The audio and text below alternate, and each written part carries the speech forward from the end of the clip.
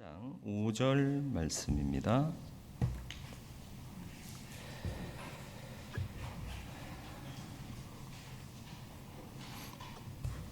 말씀 봉독해 드리겠습니다. 무례히 행하지 아니하며 자기의 유익을 구하지 아니하며 성내지 아니하며 악한 것을 생각하지 아니하며. 아멘.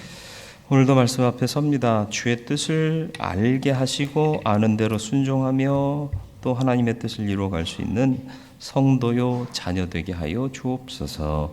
성령께서 주장하시기를 예수님의 이름으로 기도드리옵나이다. 아멘. 무조건 옛날 얘기를 하는 건 좀 그렇지만 옛날에 비해서 우리 사회가 상당히 예의가 없어졌다. 그런 것들을 많이 보게 돼요. 오늘이 무슨 날이죠? 맥주 감사절입니다. 왜 절기를 정해놨을까요? 여러분도 정해진 절기들이 있으시잖아요. 인생에 가정에서는 결혼기념일 혹은 아버님, 부모님 생신, 자녀들 생일 이런 것들이 절기잖아요. 어린이날은 뭐 하라고 생긴 거죠? 어린이들한테 선물하라고? 놀이공원 데리고 가라고? 아니요, 어린이의 소중함을 알으라고. 어버이날은요, 그날만 어버이한테 선물하면 되나요? 맛있는 거 사드리면 되나요? 근데 거의 그래요. 그래서 어버이날이나 어린이날은 식당 예약하기가 정말 힘들잖아요. 그날 다 한번 먹고 끝내려고. 먹고 끝내지 마세요. 그 날을 만든 이유가 뭐냐면 그때 비로소 부모의 사랑을 생각하고 그 부모에 대한 효심을 다짐하는 거예요. 그래서 그날을 비롯해서 시작하여 마음이 바뀌고 늘 부모께 감사하는 마음으로 살고, 어린이날도 마찬가지잖아요. 옛날에는 어린이들 무시했잖아요. 그런데 소중한 미래다, 하나님이 주신 복이다 그러면서 아이들의 소중함을 늘 되새기기 시작하는 시점이 바로 어린이날인데, 하루 잘 치러내면 끝나요. 그리고 1년 후에 다시 봐요. 그렇죠? 그렇게 사는 거는 참된 절기를 정한 의미가 없는 거죠. 하나님도 절기를 정하셨습니다. 왜요? 그때를 비롯해서 마음 바꿔서 살으라고. 그런데 절기조차도 안 지키게 되는 일이 참 많아지더라라는 것이죠. 맥추절은 왜 지켜야 돼요? 우리 보리 농사도 안 짓는데, 그죠? 우리 농사도 안 짓는데 왜 맥추절 지켜야 돼요? 맥추절의 의미가 뭐죠? 약속의 땅 가나안에 들어왔어요. 누구의 은혜로? 하나님의 은혜로. 6월절이 그 해방을 기념하는 날이고요. 해방하셔서 약속의 땅에 들어와서 곡식을 파종하고 뿌렸더니 첫 열매를 거두게 된 거예요. 이게 하나님의 은혜인 거예요. 우리가 먹고 살게 하신 거예요. 그것을 기억하며 기념하며 감사해서 하나님이 함께 하시면 우리가 모든 것을 할 수 있고 살아갈 힘이 된다라는 걸 고백하라고 이 맥추절을 지정하셨습니다. 왜요? 사람은 잘 잊어먹고 살아요. 잘해야지 며칠 간다고요? 3일이나 가면 잘하는 거죠. 3일 안 갈 때가 너무 많잖아요. 근데 이 날을 정하신 이유는 그래도 이 날을 통해서 마음을 새롭게 하고 다짐하고 가라는 거예요. 이 날조차 안 정하셨으면 아마 하나님이 주셨습니다, 하나님이 우리를 먹이고 입히십니다 하는 고백조차 잊어먹고 살 수 있다라는 거죠. 그래서 맥추절은 첫 열매를 거두는 절기라 초실절이라고도 얘기하고요. 오순절로부터 6월절로부터 49일 77이 49 해서 77절이라고도 하고요. 이 맥추절의 둘째 날 성령이 임재하셔서 그날을 기념해서 오순절이라고도 얘기를 하죠.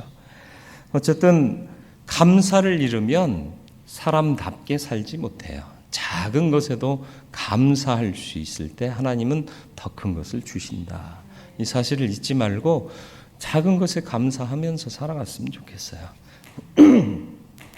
불편한 것도 많고 불평할 것도 많지만 감사의 조건을 찾으면 참 감사해요. 감사하면요, 신뢰가 생기고요. 신뢰하면 서로 닮아가게 돼요. 그러니까 하나님께 감사하라. 하나님이 먼저 우리를 사랑하신 것에 감사하면요, 그분 닮아가는 거 크게 문제되지 않아요. 근데 너무 오랫동안 잊고 살기 때문에 우리가 하나님 닮음에 어려움을 느끼고 살아가게 되죠. 오늘 사랑의 특성, 무례히 행치 말라. 또 무엇을 말씀하고 있나요? 자기의 유익을 구치 않는다. 무례히 행치 않는 건 뭐죠? 무례하지 않다. 무례가 뭐예요? 예의가 없다라는 뜻이에요. 예의가 없는 이유는 뭐죠? 내 중심으로 모든 걸 그냥 행동하기 때문에 그래요. 내 소신대로.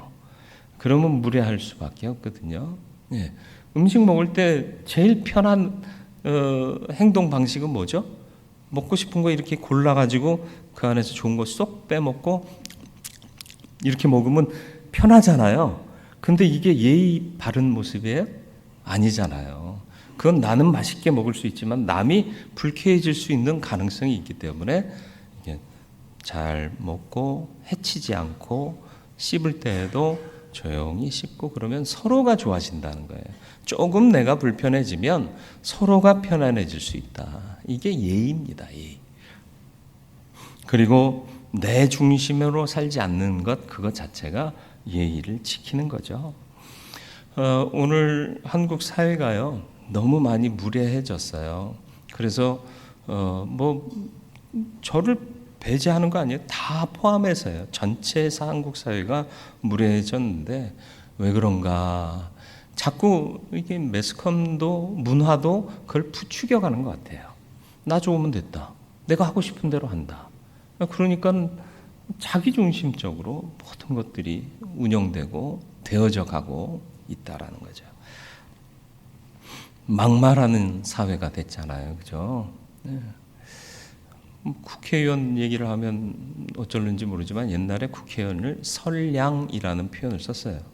무슨 뜻인 줄 아세요? 선택받은 양, 좋을 양자잖아요. 좋은 사람들. 그들을 우리가 리더로 삼기 위해서 선량으로 뽑은 거죠. 그런데 요즘 국회의원들한테 좋은 영향을 받을 수 있으리라고 생각하시나요, 혹시? 늘 하는 게 막말이잖아요. 그죠?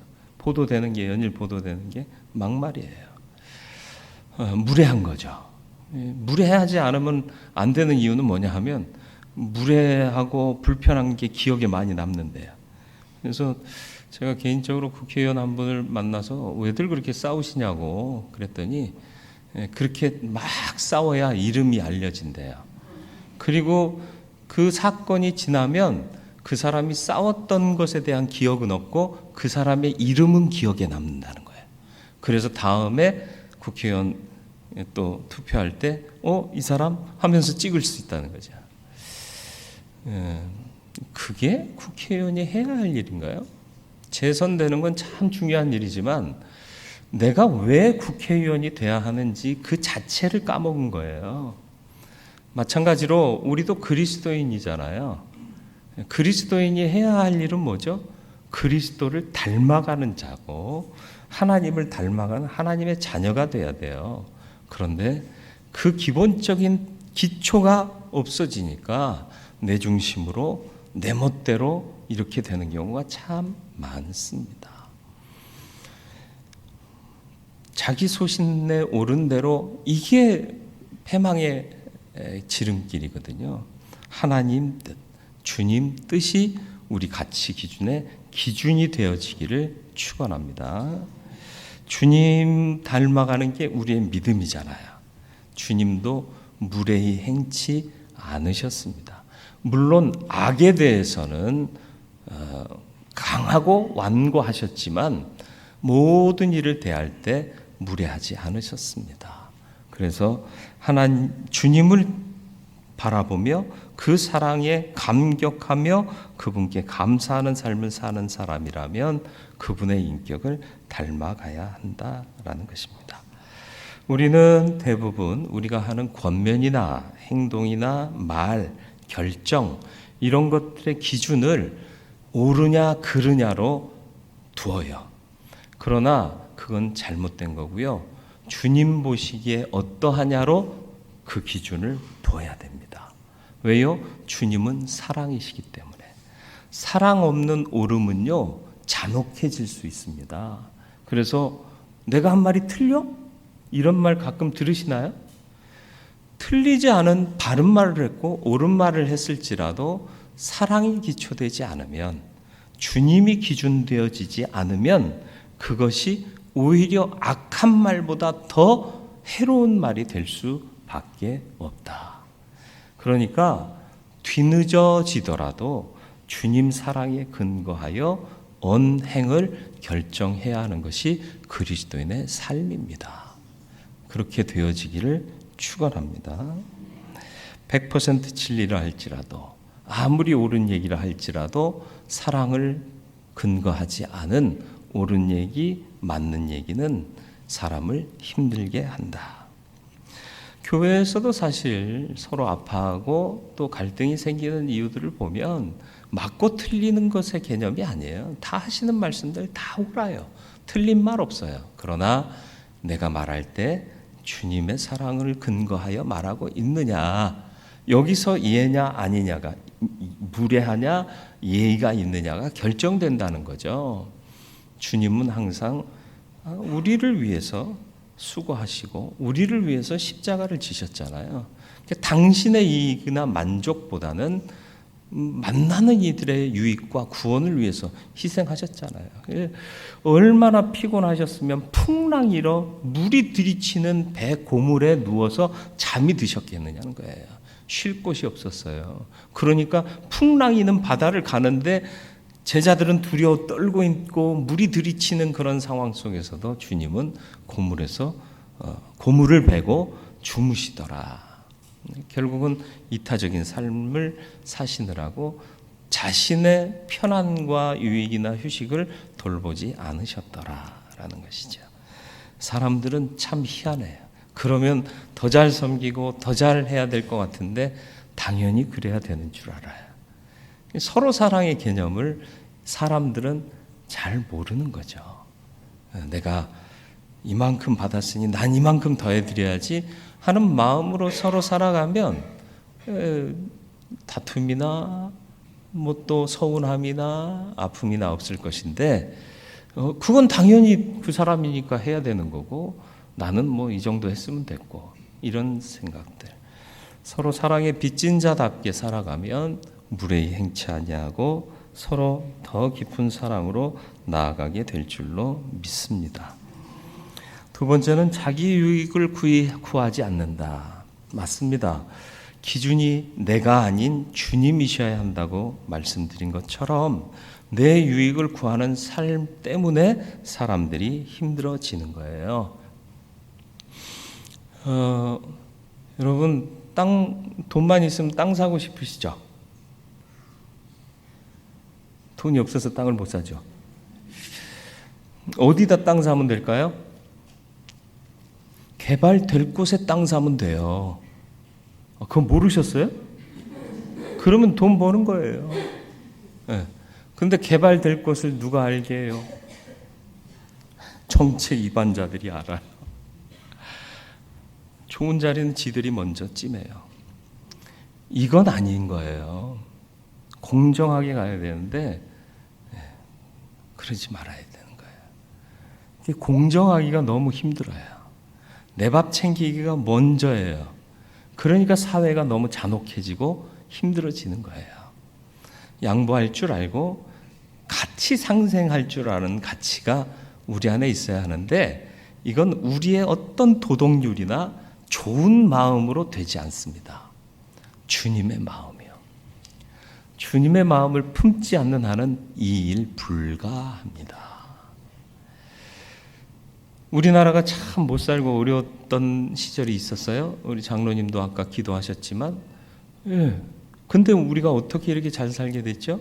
단순히 하나님께서 복 주셔서? 맞습니다. 복 주신 건 맞아요. 그런데 첫 도움의 손길은 어디서부터 왔어요?